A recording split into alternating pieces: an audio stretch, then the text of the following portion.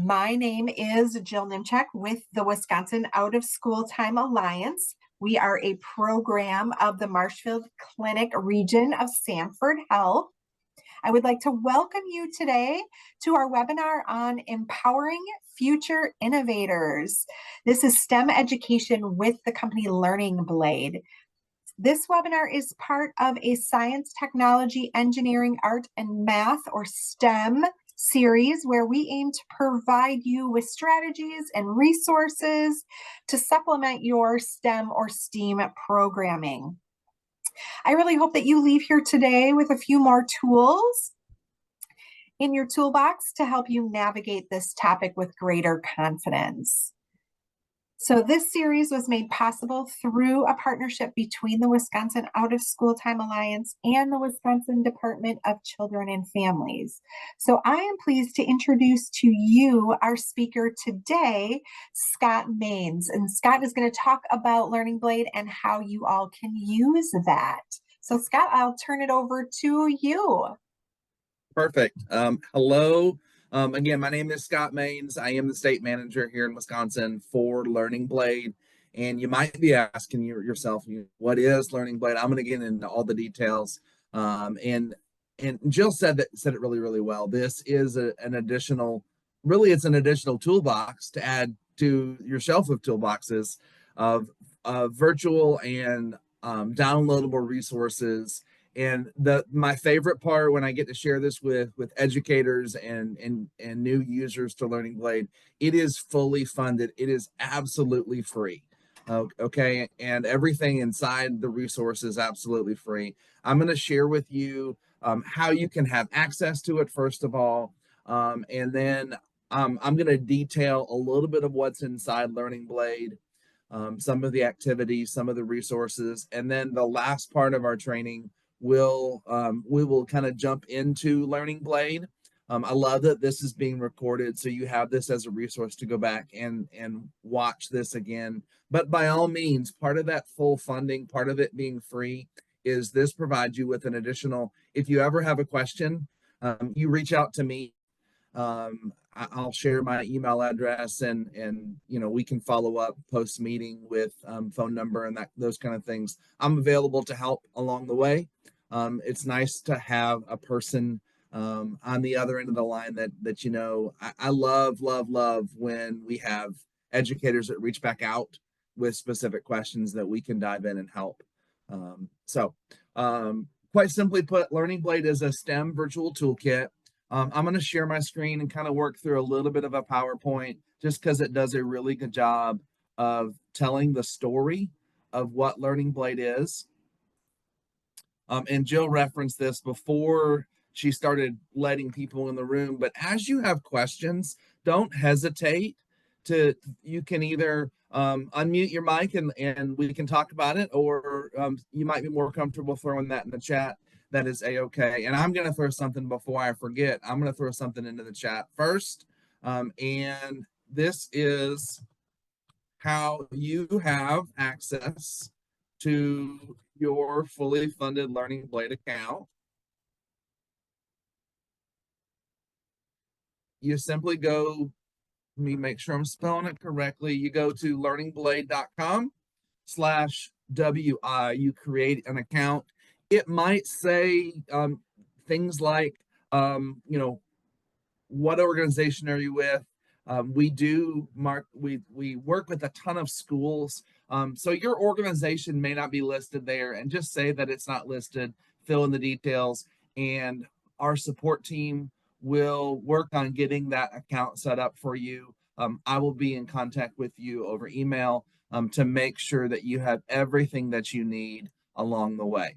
Okay, so can everybody see my screen? Perfect. Okay, let me move that. So we are in Wisconsin in a partnership with the Blue Forge Alliance, the Maritime Industrial Base.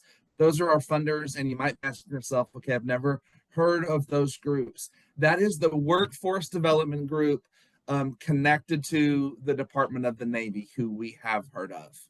Okay, and I'll go into some details here in just a moment on why submarines here in Wisconsin, to connect the dots on that, but um, Wisconsin has a really unique, rich history in the world of submarining. So we'll get into that in just a moment. But we are a STEM, a computer science, a CTE career awareness resource, and lots of fun that's involved and lots of activities for your students. Okay, and I have this on the screen just because I want you to be aware. Our parent company is eDynamic Learning. We're going to focus on Learning Blade. This product is fully funded, so you'll never be asked for any type of payment. We do have a number of other products, but I'm really going to focus on Learning Blade today. Okay. And while I'm getting started, and feel free to drop this in the chat, I love asking this questions. How many of y'all have at some point have asked the question of your students, what do you want to be when you grow up? At this point in my time with Learning Blade, I've asked that question hundreds of times. I've gotten thousands of answers, but I have a pretty common group of answers that I've heard. If I'm in person in a classroom, I'm generally going to hear a handful of answers. Okay. And usually the first among the first answers, students are going to say they want to be professional athletes. I've heard YouTubers, I've heard social media influencers. I'm hearing that all the time. I ask those students 100% of the time, I ask those students, hey, what's your backup plan? Because I think it's important for them to have backup plans. I talk to students that want to be teachers and lawyers and doctors and nurses and engineers. I was asked, hey, what kind of engineer? But this is a wonderful career connected resource. And here's the reason why it's career connected. We know that STEM jobs pay more. Okay. We know that it's not that they're not prepared for STEM. It's not it's that they're not interested. Okay. The last hurdle here at the bottom, women and minorities are underrepresented in STEM. All three of these can be fixed essentially by creating awareness. And that is 100% of what Learning Blade can help do. It creates awareness around STEM careers. Okay. We know that 94% of middle school students are making career related decisions. Yet the most common answer with middle schoolers when I ask that question is really, I don't know. So if they don't know, it's because they can't be what they can't see. And Learning Blade is a way, another tool in your tool belt to be able to help students see additional careers that are out there. Many of those careers are down the street, maybe in your county, maybe in your region, things that are accessible for you and those students right where you are. And here's how a little bit of how Learning Blade works. There are a couple of different approaches that can be made. It can be made through student interest. It can be tailored to their interest, and I'm going to show you a little bit of how to do that today. It can also wrap around some basic academic standards. So if you have students that are in your after school program, in your before school program, at your Boys and Girls Club that are working on specific topics, I'm going to show you where those specific standards are located, because every now and again, teachers are hearing the question in class. Maybe you're hearing the question at your center after school. Why do I need to learn this? Why is this important? Okay. So thank you, Jill, for sharing that. And there's somebody sitting in the waiting room. Perfect. So we want to be able to support and give reasons why behind the things that our students are learning. And this is another great way to do that. Okay. I skipped over a very important screen. This is the list of the Learning Blade missions. This page represents over 450 10-minute lessons that are connected to careers and technologies and help students explore the different career clusters that you see on the page. Okay, a couple things I really love about these lessons. They're self-paced, they're self-graded. It's not one more thing for you to do when the students leave. They're self-paced, they're self-graded. so the students can jump right in and work through these. We're going to take a look at those in just a moment. Each of the missions that you see on the page answers a question. It allows the students to explore or solves a problem. Okay, in the building submarines, we're looking at designing a new naval submarine. In dolphin rescue, I go to that because everybody loves learning about dolphins. It's one of our more popular missions. Um, but there's opportunities to learn about manufacturing, entrepreneurship, setting up your own business, medicine, energy, computer science, multiple computer science opportunities that are included in here as well. And the wonderful thing about this is you don't have to be an expert in any of these things, but you can learn along the way with your students. And I'll show you how you can do that in just a moment as well.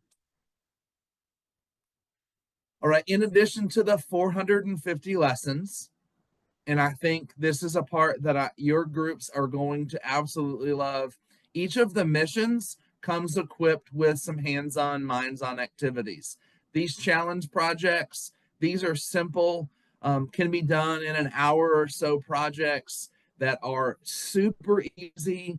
There's no kit to buy. They can be done with things that you probably already have in the craft closet or easily accessible at the dollar store or the local grocery store. A lot of recyclable items that are included in there as well. This is a little bit bigger project, so I like to think of that as kind of a capstone project. But parent discussion pages to inform moms, dads, and guardians. This is what we talked about at our club today or over the past several weeks. Papercraft, think origami meets Minecraft meets career awareness. So kind of a fun, different way of interacting. It gives the kids a little tangible thing that they can take home, and those are super easy. You print them out, and the kids are cutting, pasting, or cutting and taping or pasting those together, and the kiddos love those. That is an ideal way also to flex some of this down a little bit lower, but at the same time, we have high school students that are doing some of those papercraft activities. Very flexible in the way that this works alongside your students. If your center has a 3D printer, each of the missions has a 3D printable that is there for you, and we have people on our team that can help you get those set up and learn how to use those if that's ever a question. Okay. So here's just a quick sample of a couple of the missions. And I included a manufacturing mission because on my time traveling around the state of Wisconsin, I have noticed that there are lots of manufacturers manufacturing lots of different things. Okay, so this particular is in reference to car manufacturing, but a lot of these principles apply across the board, from assembly lines to welders to advanced mechatronics to safety administrators. So each of the missions is set up in a similar fashion. There are always 5 different tools on the left-hand side. Those are the technologies that help to solve the problem, and 5 different, we call them teammates, the careers that come alongside to solve that problem. And under each of those, there are, on this page, this is about 8 hours of lessons. This is not something you're going to put in front of your students. They're going to do all of this in one afternoon. This is 45 10-minute lessons, again, self-paced, self-graded, but this allows a student to get a glimpse into these different tools and technologies. Maybe you want to go with a shorter approach. We also have this designed as an express mission, which is represented by the dots, and that's a 2-hour experience, so could easily be done over the course of a week, and students will get a really good glimpse. If a student is highly interested, then they can add some additional time within here. All of the lessons and the missions, while they connect, they're not dependent of each other. So you could pull out one lesson because it has something that the students want to learn about, or you could have them dive into several. There's no right or wrong order. It's flexible in that manner. Okay. Here's a quick glimpse into the world of entrepreneurship, business and finance. I often talk to a lot of business and finance teachers which is this is great supplemental information for those classes, and it allows us. I'm not a business or finance teacher. It allows me to use tools like this in the classroom and have a little bit of expertise in sharing a little bit about business software and accountancy and investors and those type of ideas that I may not know a lot about it, but it allows me to give a little bit of flexibility there. Okay. This is our newest mission. Again, this is our submarine mission. This was built in partnership with that Blue Forge Alliance with the Department of the Navy. And here's why. Across our country, there are thousands of manufacturers that are making parts and whole submarines. And we're working alongside the Blue Forge team, the buildsubmarines.com campaign, to help educate people that there is an increasing need. In the next 10 years, the Navy is going to hire 150,000 people to build 66 of these Virginia class nuclear subs. So the opportunity is there for our students. So this is an opportunity, this is a chance for them to see what that looks like. And frequently when I talk to teachers and educators and folks across the state of Wisconsin, the summation that I get is, okay, that's neat and all, but we're not doing that. That's not happening right here in our region. And I've discovered that there are 37 different manufacturers across the state, not just there on the lake, but across the state that are building parts and pieces of those submarines. I will take a moment and say, if you've not been to the Maritime Museum in Manitowoc, highly recommend it. You can do a field trip. Your group can spend the night on a submarine. Fun opportunity, great museum. This would be a phenomenal piece. If you're close to that, work through some of these lessons and then go visit the museum. It's going to give your students a unique perspective. They'll understand better what they're looking at if they've done this and seen the museum. Okay, but this is built like the other mission, 45 lessons, got the express built in. Just another opportunity for them to see the wide variety of information that's available here in Learning Blade to explore those different tools and teammates. This is what students see when they log in. And again, we'll log in live in just a moment. They have an opportunity to choose. If you've made some assignments, those assignments will land on the My Lessons page. This is our Hack Attack mission. The problem that they're solving is that after the school website was hacked, and these tools and these teammates are going to work to unhack that website. I love talking to students. Every now and again, we get students that think that they're hackers. And while they may have some hacking ability, most of the time they have not really hacked anything. They've discovered some things and learned some of those tools. But it gives them the ability to see those different pieces. And maybe those are some of the things that they've heard about. This allows them to explore a little bit deeper. Again, you can't be what you can't see. This allows our students to dive into some of these things and really discover maybe a little bit of who they are and how they're wired, and some career opportunities that might be available for them as they move forward in their education. All right, on the screen, you see several different lessons. What we love about these lessons, again, they're all about 10 minutes long. They are self-paced. Students are going to get a chance to encounter some literacy and some numeracy along the way. If you look, you see the stars. These stars represent little formative assessments, little checkpoints, knowledge checks that happen along the way. One thing I love about the knowledge checks, it's not marked right or wrong right away. If a student gets it wrong initially, they'll get a second chance to answer that question, and then they'll see what the correct answer is if they get it wrong or right after that second opportunity. If they get it right, they of course get the little gold star, but they're also going to see a wide variety of chances or wide variety of ways to answer those questions.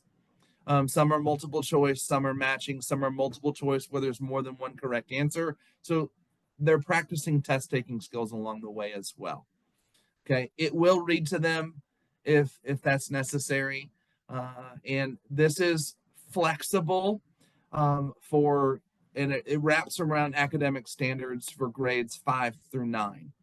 So it's not limited to just those grades, but it does wrap around standards for those grades. So we get asked a lot. So is it tiered for different grade levels? And no, not really, other than how much you would give to those students. So a younger group of students, I'm probably not going to assign lots and lots of information. I might start real simple with some of the very basics and some of the videos so that they can explore some of those careers and then expand from there. Okay. It does wrap around academic standards. So you see those listed here.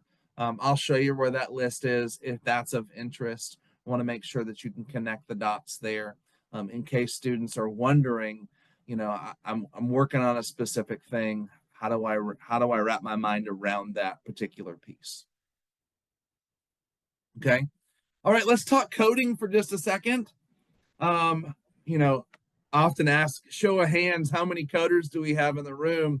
And I would not be one that would be raising my hand. Jill shaking her head. Amy is uncertain as well. Not everybody's camera is turned on. What I love about this particular resource, you don't have to be a coder to teach this. Okay. And in fact, I not having coding experience, I feel very comfortable teaching this resource. I've done it in multiple classes because it comes with the lessons and it comes with the lesson plans. And it also comes with, hey, I don't understand this, so I'm going to call Scott and we're going to schedule a time. Jill, we can set up a time to do another call. We can do a intro to coding session for you, or everybody can reach out individually. That is a huge part of what we do. Okay, so I was on campus at a school several weeks ago, and I asked the question of the students, hey, any coders in the room? And I had 3 students throughout that day that raised their hand. And I discovered a real quick and easy way to figure out if they're coders or not. So my second question was, great, tell me what language you're coding in. And one of the students, he responded, yeah, I code in Java and I code in, what else did he say? Anyway, he gave a couple different answers. Java and Python was what he said. Perfect. Yeah, you're coding a little bit. 2 of the other students throughout the day said, yeah, I code in English. And I went, time out. You're not really a coder. So they're probably block coding still, which block coding is an acceptable form. There are professionals that are out there that are block coding. That is A-OK. And this starts with block coding, ends with a little bit more advanced text coding. We walk you through 3 different resources. Students are going to learn a little bit about hardware and software, some algorithms. They're going to play some offline games throughout the course. They're going to build a simulated mobile app. They're going to learn about cybersecurity and personal security, all things that are incredibly beneficial in the day and age that we live in. It's just a great way to prepare and protect our students for what's coming. And at the end, they'll explore some common IT careers. You do not have to be a coding professional to be able to walk students through this. Okay, I want to say that loud and clear. You do not have to be a computer science teacher. My team encounters teachers across the country that have been voluntold, hey, congratulations, you have a free period, you're teaching a coding course. And they love this resource. English teachers that are teaching computer science and coding. Okay, they love courses like this because it allows them to have a head start. Now, let me take a moment and peel back on this just for a second. This is about 20 hours of content. I did a professional development with a teacher a couple of years ago, and I did it on like a Monday, and like Friday or Monday of that same week, the next Monday, he reached out to me over email and said, we're done. How are you done with a 20-hour course? They're done because he just put it in front of his students and didn't use it as an engagement opportunity to teach his students how to do it. Okay, this is and can be another resource that you put in front of your students to keep them busy, but it doesn't have to be. This can 100% be an engagement tool. I'm going to show you how to do that to help drive that conversation and open our students' eyes to the careers and technologies, some of them that are right there in their community. Okay, again, you can't be what you can't see. This allows students to see beyond their communities. Okay. This is another fun one. We are all encountering artificial intelligence in a wide variety of ways. We know that, we've seen that from an educational standpoint. Chances are you're using some type of AI to work alongside you. Here in my home, my wife and I both say that one of our silent coworker, Chad, Chad GPT, we work very hand in hand with that coworker. And I'm grateful. I've written proposals, but we do want to be careful so that we're doing it ethically. Okay, this is a student-focused resource that could be done with teachers and staff to learn what it is, how it works, and how we could use it ethically. This is here to drive the conversation and help students explore that. Okay. Sure, this is on the table. If one of your centers completes 5,000 lessons, we'll send you a drone. Okay, sounds like a big number, but if you get 100 students doing a lesson or two a week over the course of the summer, and I'm going to show you, we've got a summer camp built into our software. So if you're looking to do a STEM summer camp, we've got you. Would love to work alongside. It's to be a great way for your for your center to earn one of these drones, and it comes complete inside the resource. There's a number of different drone type activities. Drone operator is one of those future forward careers that is out there. Our students are seeing it. Chances are many of the high schools in your community have a drone operator that is working the sidelines at football, basketball, other games. Students are learning how to use those drones, and that is 100% a profession. I spoke with a drone professional. He was teaching teachers how to get their students licensed. The big drones, you have to have an FAA pilot's license. And he lives in North Carolina, was very involved in the search and rescue effort post hurricane, the hurricane that came through last fall. So just very interesting uses that these are very, very doable. I've got a son that graduates from high school tomorrow. He has a drone. He's exploring how to begin monetizing that drone, working for some realtors, taking aerial photos for realtors. Okay, and it is not his drone's about the level of this drone, so very doable thing for students to learn how to do. This drone is flown by a remote. It's also programmable. So go back 2 pages. It can be coded. Okay, the beauty of the coding the drone is you're telling it what to do, so there's less chance of it running into the wall when you've told it specifically where you want it to fly. Okay. Couple of these hands-on activities. We've done a letter writing campaign where students write a letter, and that letter goes to a submariner. The submariner writes letters back to the student. Super fun activity. This is one of those hands-on activities. This is a little car connected to the automotive mission. This car, I've done this activity in class, can be built in under an hour using what you're seeing here in the picture, using recyclable materials. Simple, easy. This one does come with a YouTube video that your students can watch and learn how to make. This is the at-home resources. So this is the note home to mom and dad. There is a little STEM activity for moms and dads that they can do at home, which I love, love, love this. This would also be a great STEM night for your center. So if you do that, please, please, please take lots of pictures. We would love to see that lived out. All right. This is design thinking. It's a little bit bigger project, maybe for a little bit more advanced students, but that is there as well. I'm going to show you where these resources live. And again, the 3D printing that's available in there as well. Okay. Real quick wrap up. The activities are easily accessible via the internet. There's coding, there's design thinking, there's hands-on projects. This is perfect for minorities, girls, urban, rural students alike. It is not just science. It covers English, math, social studies, and science. And it does wrap around academic standards. So if that's part of what you're doing with your students at your center, it does wrap around those academic standards. Okay. I'm going to shift gears real quick. And before I shift gears, are there questions?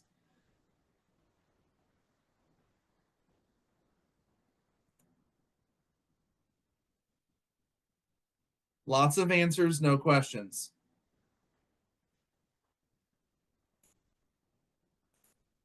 I'm actually going to log back out because I want you to see this page. So this is our standard login page. Most of you will log in with a username and password, just like me. So I've got mine saved in my browser. Okay, and we're going to walk through setting up a class. We're going to walk through the student view in just a moment, and how you have access to that student view yourself as the leader in the room. And we'll walk through the resources, those hands-on, minds-on resources, and how those are available. And let me be clear, we put this in the chat already. I'm going to, Jill, if you want to re-tag that in there for the people that just dropped in. You have full access to Learning Blade. Follow that link and we will get your accounts set up. If this training is not enough, if you have additional questions, I reply to all of those requests when they come in. Hey, thanks for reaching out. Here's more information. If you ever have any questions, feel free. You can jump on my training calendar. You can send me an email. There are times when we've had teachers that have said, hey, so I've got students in front of me. Do you got a minute? And chances are this summer I will have a moment. So I'll zoom in. We can do a kind of an on-the-fly training. We love to see it being used in your centers and classrooms. So that is a treat for me. So happy to do that. Yeah. So like I said, we're going to set up a class first of all. And several of the things that I'm going to follow up to Jill, and we can put either as links beside the YouTube video, or you can send those out by email, whatever's easiest. One of those is how to create a class and get logged in and get students added to your class. Okay, super easy, but I'm going to walk through just a little piece of that. I simply click the classes button. I click the green. You see I create lots of classes. I'm not actively teaching 12 classes. It is time to clean my file out. I'm going to create a class.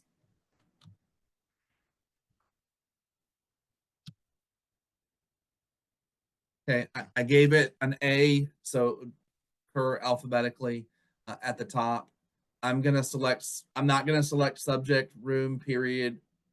This is only if I'm using the intro to coding course. We go over that during that training when you attend that. So don't worry about that. I simply put in a title, I hit save, and now I've got a new class right here. I'm going to connect my students through this class code. Super duper easy. Okay. Many of our schools across the country are using this username password. And I'll show you, I will detail how to get your students logged in as well. Okay. The next thing I want to walk into is the student view. This is where all of the lessons are located. Simply jump over to the student view. And this is where each teacher has the ability to look and see what the students will see. So we're going to look at a couple of these lessons. We're going to look a little bit at the resources tab as well. And I'm going to go to Dolphin Rescue. I'm going to click full mission. I'm going to go to artificial limbs. The storyline here is there's an injured dolphin, and we're going to give this dolphin an artificial tail. Movie was made about this a number of years ago. Would make a great fun night to connect around this for your students. But I'm going to jump into artificial limbs, and I'm going to jump into this math lesson. I'm going here because I wanted just to see a little sample of everybody's favorite math topic, fractions. Raise your hand right now if you just love fractions. I'm not seeing anybody raise their hand, right? But students are encountering fractions. They may be asking the question, hey, when am I going to use this in real life? This gives them a little bit of opportunity to explore that. Okay, learn a little bit about the English system, doing a little intro conversion. I'm getting this wrong on purpose. It does give me that prompt. Hey, it's not enough. It's 60. I got it right.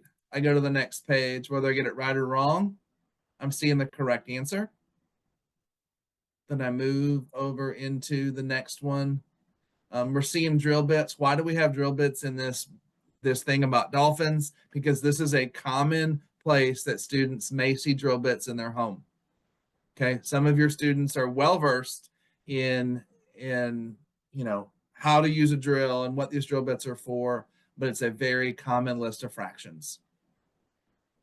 Okay, so talking a little bit about multiplying, a little bit about dividing, and then we go into a little practice doing that. I've done this one before. I know the answer is 52. Moving on into, and they're seeing a tape measure.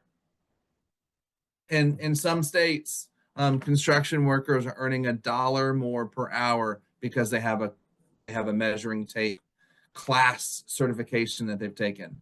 Okay, it is not rocket science how to use a tape measure, but it certainly is an important skill, especially with the cost of lumber and materials being so high, to not have extra waste.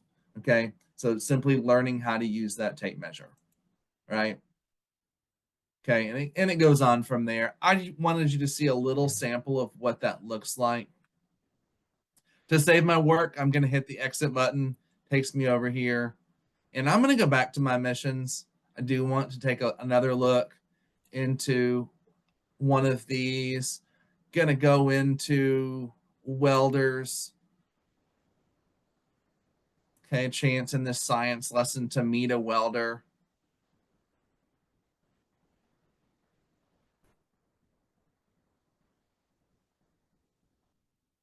Fantastic STEM career. And it's one of those, maybe we don't think about welding being a STEM career, but it absolutely is. There's a little bit of science, a little bit of math, a little bit of art that goes into being a welder. So students are learning a little bit about the process. Again, they've got one of those questions.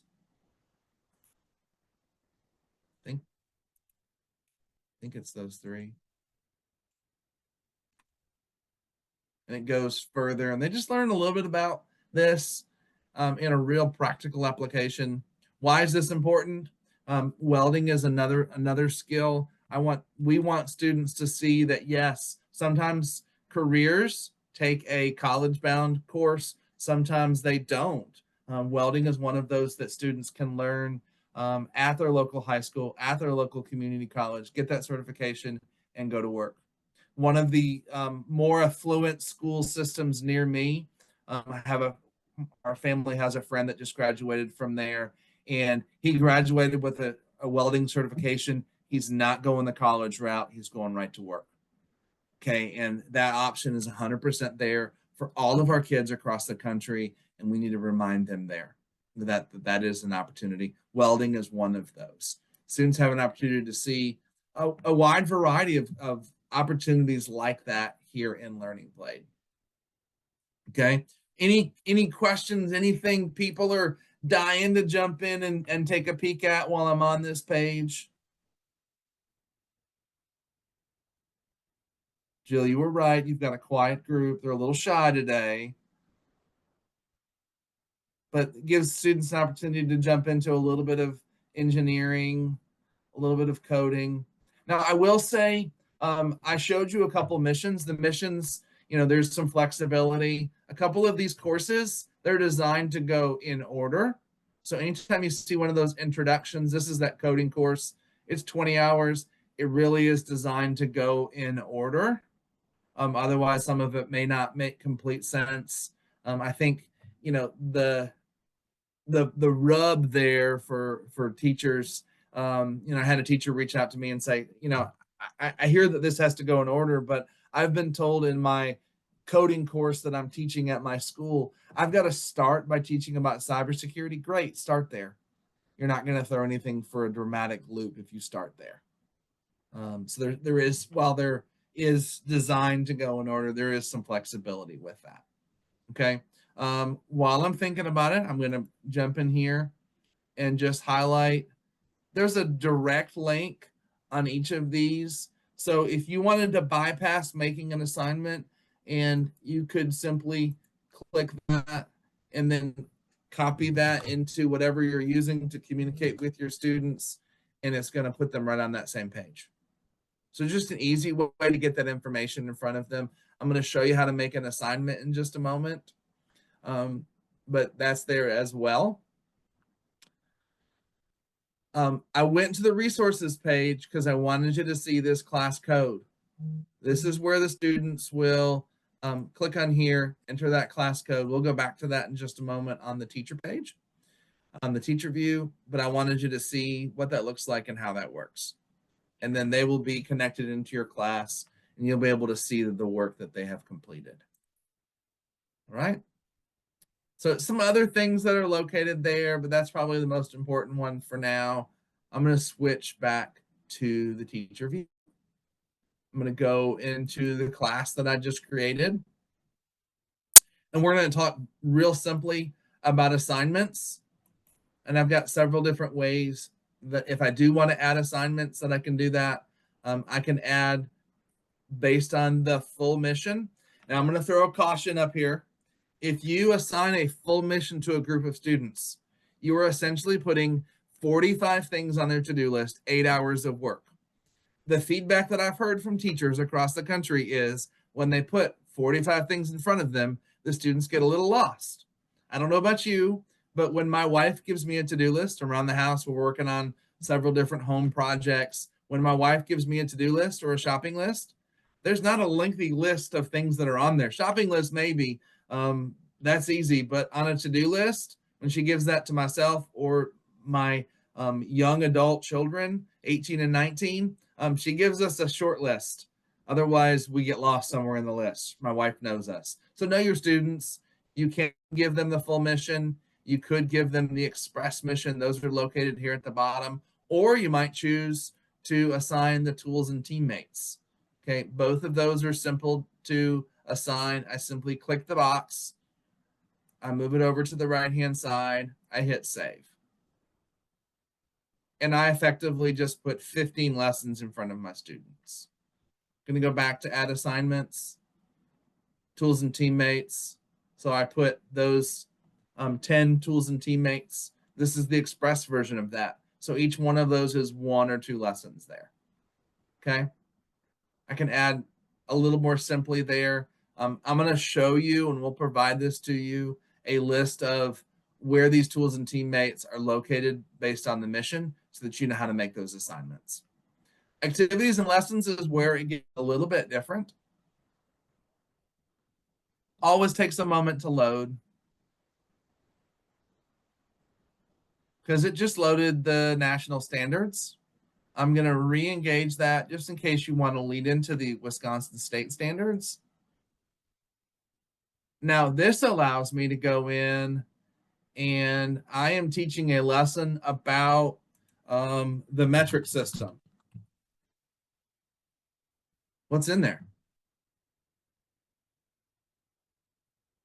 There's several different lessons that connect to the metric system. I heard recently that in the next couple of years, we're transitioning to the metric system. Oh, wait, I heard that in 2nd grade. Okay, maybe we're not there yet. But our students are definitely well-versed in the English and the metric system in America. Maybe a kid comes into your center and has spent the day learning about Pythagorean's theorem. And they sit down with you and go, I don't understand. Why do I have to learn this? I get it. It's a squared plus b squared equals c squared. But why do I have to understand this? Well, here's 6 lessons that connect directly to Pythagorean's theorem. And this is just a couple of examples of those lessons. And you see the keywords that are listed here. So this one's connected to being a helicopter pilot. This one is connected to being a surveyor. Just provides our students with different ways to connect across the board. Okay. So, and to assign these, I simply click the box. If I want to take a look at what these lessons look like, I can preview it this way. Jumps me out to another page. I can hit launch and it takes me back to that student view. I'm going to go back into this. I'm going to hit save, added a couple more lessons, and off to the races. Class roll, you can manually add your students into this. That is the hard way. Most of the time, the educators that I work with, they want the easy way. I'm going to show you the easy way in just a moment. If you ever need assistance, please let me know. You can jot this down, scott@learningblade.com. That's my email address. We are very attentive to our email. So let us know. But we're here to help. Okay. Missions list. You can be in control of what your students see. All right. Pare down what they're seeing. If you'd like, happy to let you do that. My preference for my class would be to keep it all missions and then make assignments along the way. Maybe you just want to do only the things that you've assigned or anywhere in between. Okay. Reports might be a little off target for an after school type program, but this does allow you to see. I don't have any student data in this class because I just created it, but it allows me to see what my students have done and how much time they spent on it. You know, this is beneficial for a classroom teacher who's given this maybe as a daily grade. But this is here just in case to give evidence of what the students have done. So that is included in there as well. Okay. Back into the class. That is the gist of the things that are included in the class. And again, happy to walk back through in a brief overview if you did have questions. Every now and again, when someone leaves a session like this, they sleep, they couple days, couple weeks are in between what they're doing and when they're using this. So happy to offer a refresher. We love that. Okay. Last but not least, I'm going to walk through this resources page. Okay. The first thing that I'll share with you, and Jill, this is a list of the things that I'm going to send to you, is this Learning Blade catalog. Oh, that's lovely. I'm going to try that again.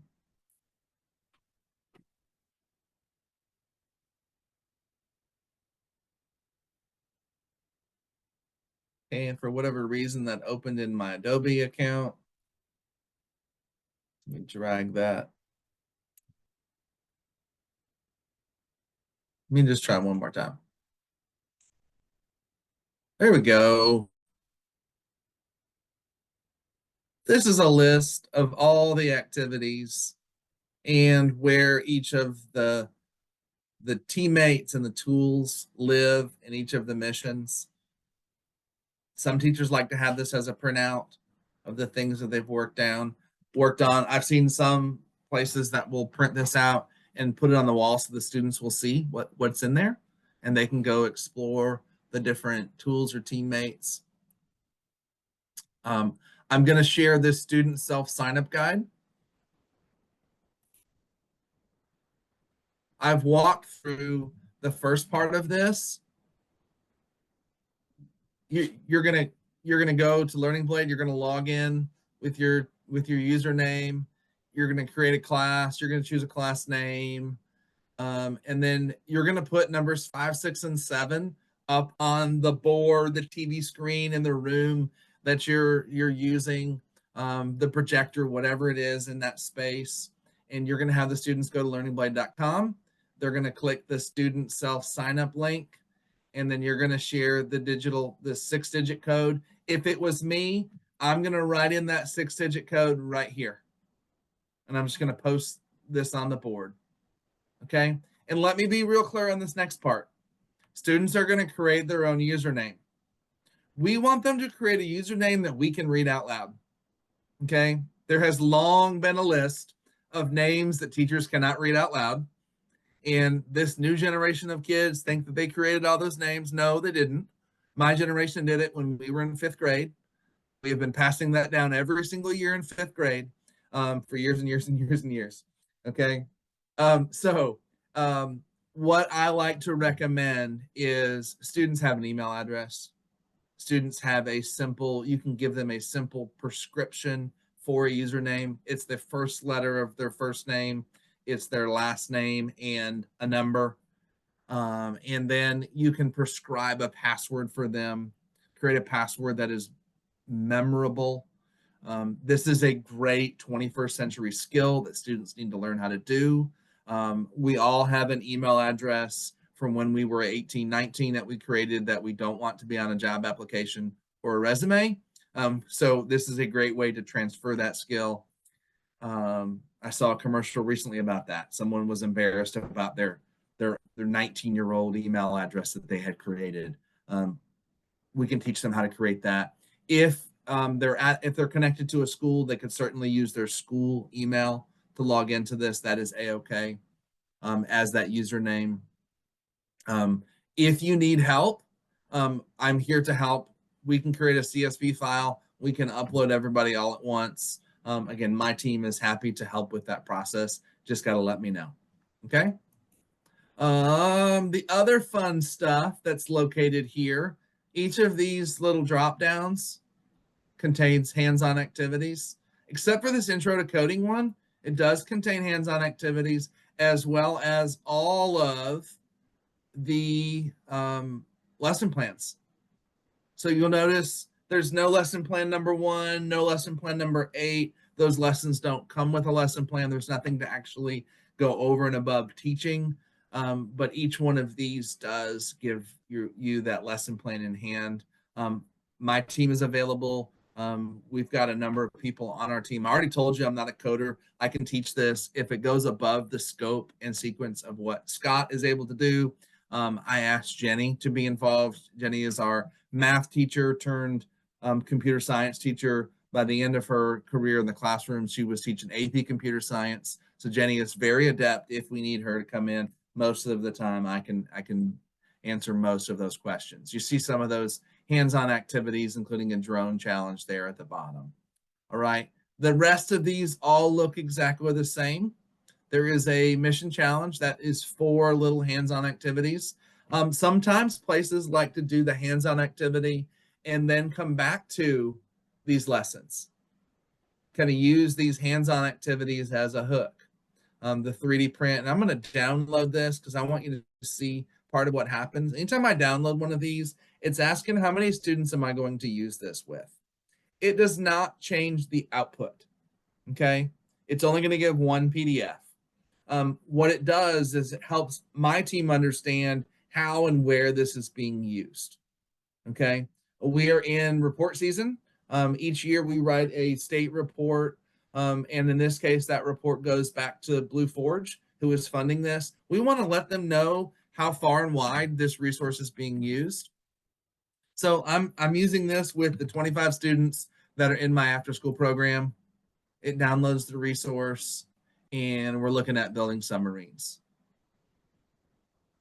So this gives me 4 activities.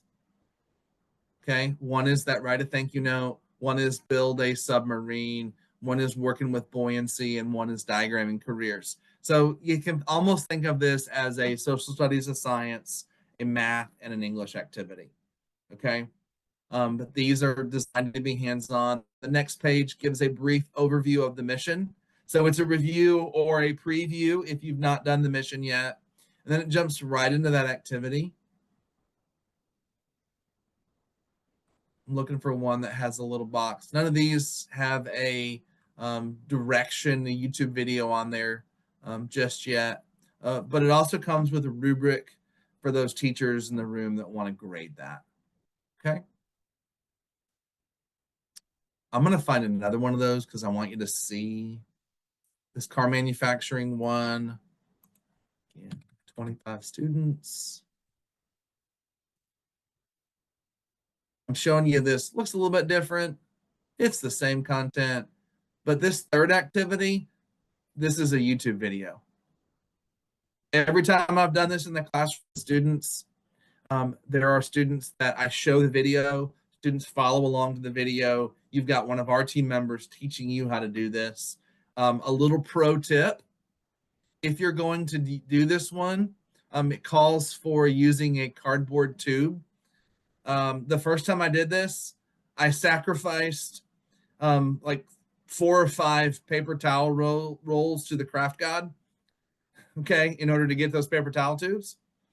Instead of sacrificing those rolls of paper towels to the craft god, I simply went to my Christmas closet and I found that one roll of Christmas wrapping paper that was almost empty. And I sacrificed like the 4 inches that was left on there and cut that one into 4 or 5. Just a real simple, easy way to be a little bit more conservative with the materials at hand. I love this one's super easy. I can use a few basic tools, some pencils, some rubber bands, some flexibility. I did use CDs, but you could use any number of things. You could even cut cardboard into circles. Use a template because the cardboard cut into circles without a template does not look like a wheel. Okay, if you're working with students that I've worked with. Okay, just some simple pro tips from someone who's walked into that. Okay, so I want to show you this STEM for parents. This is that hands-on it, or this is that letter home to mom and dad. Hey, mom and dad, here's what we did at club. Here's what we did. And here is a little hands-on activity. This is a Cartesian diver. I did this activity, super duper easy. I use straws instead of pen caps, but super easy to do. I also learned that if you, in front of a group of students, I learned that if you are trying to, the principle here is there's a change in pressure, which makes the little straw or pen cap dive down in the water. It was discovered by Rene Descartes in 1650. And it's the basic principle that causes our submarines to dive today. Okay, so you're living out that principle. Well, you squeeze the side of your water bottle and the little Cartesian diver goes down. Well, it wasn't working, so what did I do? I squeezed the bottle a little harder. Okay, basic principles of motion: for every action there is an equal and opposite reaction. If you squeeze a bottle too hard, the lid will pop off. Okay, so here I am at a school doing a demonstration and the ceiling tiles are wet and there's a mess all over the floor. Yes, I made a fountain in the classroom. Fun experience. I had the kids engaged, and in that group somebody else did it, but by the end of the day nobody else did it, so we made progress. Anyway, fun, easy, simple activity, lots of fun. Could be done at your center, could also be done as a take-home activity. Okay, so let's scroll down to the bottom of this page. I've got all those mission activities there, similar activities, but now we've got a STEM summer camp. So we took and wrote these activities into, this is 10 of our missions written into a STEM summer camp to be able to use at your center. Here's a couple of different sample activities and how to do that. Again, you've got the same. This is our agriculture. Tells you what to do in the morning, links to go there, different activities that you can do. Pretty self-descriptive here. But just, again, adding additional tools for your tool belt there at your center. Okay. Last but not least, I'm going to show you this because I think it's pertinent to know, and we'll include this in the email that we send, Jill. This is simply a list of all the standards that Learning Blade touches on.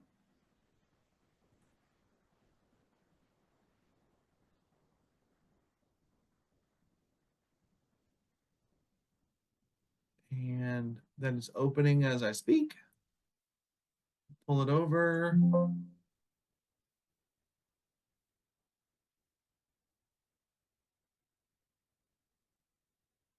Wait, that's the wrong state. This is the right state.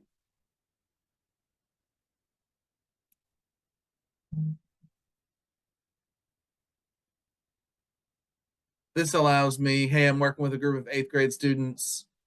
Here are standards that they may be talking about. Maybe less of the focus of what you're doing, but this is here as a resource just in case. Okay. Jill, questions, comments? Not seeing any questions right now, but we certainly can have this time to have folks either unmute or put them in the chat. Right now, I'm going to give you the WASTA email address and the WASTA webpage, because that's where you'll be able to find some of this information after this webinar.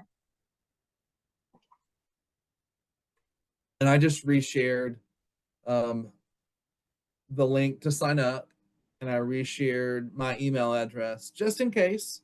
Perfect.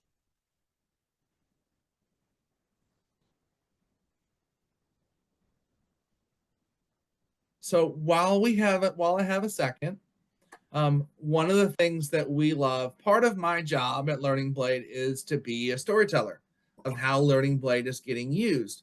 I can't tell the story if I'm not there. Okay, so this is where I'm asking for a huge favor. This is simply, hey, we did a Learning Blade activity. Throw that on your local social media. I frequently take pictures of students in the classroom, and I often take it with the backs of their heads because I'm sensitive to that. I don't want to post kids' pictures. But I was at an event recently where students, with a sister program where students had earned the first certification in their state, and we're going to celebrate that. That was actually a news article and a Facebook post. That's just an easy way for us to tell the story of kids getting involved in STEM. I am living right now the fact that our kids are not kids forever. Again, my son graduates from high school tomorrow. College starts in August, and we want our kids to be successful. This is an easy, tangible way for students to explore over 100 different careers and technologies. I know that 65% of our students, based on the research that we've done, 65% of our students could go into a career that doesn't exist yet, but it's going to be based on the careers that are out there right now. And what an opportunity for them to explore through a resource like Learning Blade and to see what that looks like and the potential that they have to explore. I like to say it this way, to explore beyond the walls of your center and beyond the limits of your city. Kids can't be what they can't see. And this is an opportunity for our kids to explore those things. And a lot of those times, they can learn about things in Learning Blade and, attend a local-ish college or attend a local-ish trade school and stay local. There's not a brain drain. Kids aren't leaving to go XYZ because, that might change if they do sign up to do things alongside the Navy. But again, there are 37 manufacturers in Wisconsin alone that are making submarine parts. Why not our kids, right? Why not? I can't build the submarines, but I can see some of the students that I've worked alongside be a part of that, which would be a super fun experience. Well, thank you so much, Scott. I want to just say thank you so much for being here today. Also, I want to say thank you for the folks that joined us for the work that you do on behalf of children and families in the state of Wisconsin. I hope that you have an opportunity in the next couple of weeks to utilize this information, check out the tools, share what you are learning with others, because we know every little bit counts. If you do have further questions, again, you can go into the chat and you can access our email address, the WASTA email address, or the WASTA webpage to get information on other projects or things that we're doing. So thank you all very much for joining us today.